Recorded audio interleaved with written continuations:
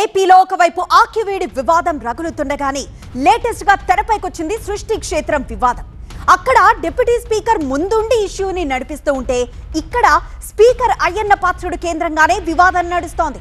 Speaker versus YCP నేత గణేష్ గా ఈ ఇష్యూ టర్న్ తీసుకుంది.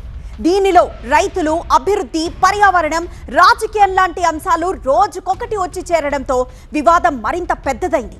ఇంతకు ఏంటి సృష్టి క్షేత్రం? దానిపై రైతుల అభ్యంతరాలేంటి? వాళ్లకు మద్దతుగా రంగంలోకి దిగిన వైసీపీ ఏమంటోంది? వాళ్లకు స్పీకర్ కౌంటర్ ఏంటి? అభివృద్ధి వర్సెస్ పర్యావరణం, రైతులు వర్సెస్ రాజకీయం, స్పీకర్ వర్సెస్ గణేష్, సృష్టి క్షేత్రం వివాదం, రాజకీయ రణరంగం. అనకాపల్లి జిల్లా నర్సీపట్నంలో స్పీకర్ అయ్యన్న పాత్రుడు ప్రతిష్టాత్మకంగా చేపట్టిన సృష్టి క్షేత్రం నిర్మాణంపై కాంట్రవర్సీ కొనసాగుతోంది. ఒకవైపు తనపై దాడికి యత్నించారంటూ మాజీ ఎమ్మెల్యే వైసీపీ నేత గణేష్ పోలీసులకు ఫిర్యాదు చేశారు. ఆ ఫిర్యాదు అలా ఉండగా మరోవైపు మాజీ ఎమ్మెల్యే పైనే కేసు నమోదైంది. అయితే పెద్ద చెరువు ప్రాంతంలో అయ్యన్న పర్యటించి ఈ ప్రాంత అభివృద్ధికి సహకరించాలని సూచించారు. అభివృద్ధికి పూర్తి సహకారం అందిస్తాం, చెరువులో నిర్మాణాలు చేస్తే ఊరుకునేది లేదంటున్నారు మాజీ ఎమ్మెల్యే. దీంతో ఇది కాస్త రాజకీయ సృష్టిగా మారిపోయింది. సృష్టి క్షేత్రం రాజకీయ యుద్ధ క్షేత్రాన్ని తలపిస్తోంది. నర్సీపట్నంలో రాజకీయ మంటలు రేపుతోంది.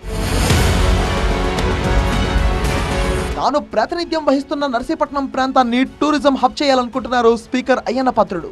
విశాఖతో పాటు ఇప్పటికే అరకు, లంబసింగి పర్యాటకంగా అభివృద్ధి చెందాయి. నర్సీపట్నాన్ని కూడా అందులో భాగం చేయాలనుకుంటున్నారు ఆయన.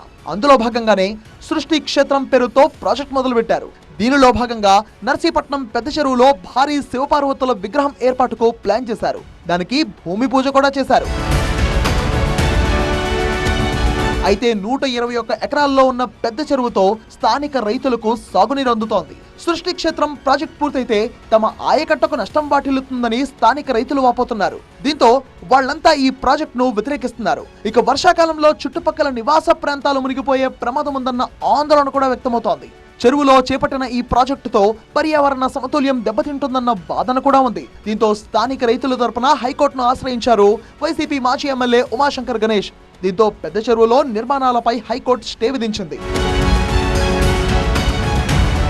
అయితే హైకోర్టు స్టే విధించిన నిర్మాణ పనులు మాత్రం ఆగడం లేదన్న సమాచారంతో అక్కడకు వెళ్లిన వైసీపీ నేత ఉమాశంకర్ గణేష్ తనపై దాడి జరిగిందని పోలీసులకు ఫిర్యాదు చేశారు.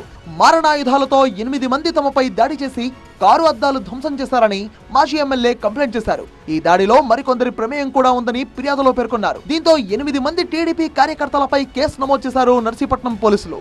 మన ఎక్స్ ఎమ్మెల్యే గారు పెట్ల ఉమాశంకర్ గణేష్ గారు అతని అనుచరులతో పాటు అక్కడికి వెళ్ళి అక్కడ ఉన్నటువంటి ఒక ట్రిపుల్ లారీకి అడ్డంగా కారు పెట్టి దాన్ని ఆపడం జరిగింది. అదే సమయంలో విశాఖపట్నం నుంచి మీటింగ్ అటెండ్ అయ్యి తిరిగి వస్తున్నటువంటి కొంతమంది తెలుగుదేశం కార్యకర్తలు కూడా అక్కడికి దగ్గరలో ఉండడంతో ఆ విషయం తెలుసుకొని వారు కూడా ఆ ప్లేస్కి వెళ్ళడం, ఇద్దరి మధ్యలో వాగ్వివాదం జరిగి చిన్న సంఘర్షణకి తీసింది. దాంట్లో ఎవరో ఒక గుర్తు తెలియని వ్యక్తి ఎక్స్ ఎమ్మెల్యే గారి కారు అద్దాన్ని పగలగొట్టడం జరిగింది. దీని మీద మేము ఎంక్వైరీస్ చేస్తున్నాం. దాని మీద చట్టపరంగా మేము చేయాల్సిన చర్యలు తీసుకుంటాం.